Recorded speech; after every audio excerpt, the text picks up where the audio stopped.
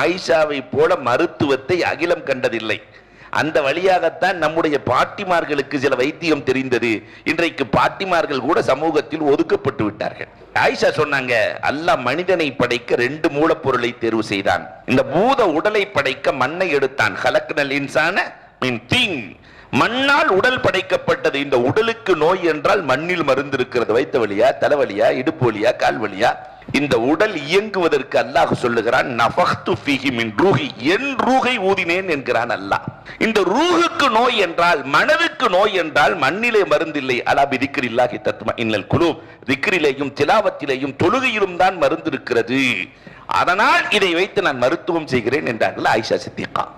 இந்த கல்வியின் தேடல், ஆனா நிறைய பெண்களுக்கு கல்யாணம் முடிச்சு கொடுத்துட்டு தேடல் முடிஞ்சு போயிடுச்சு.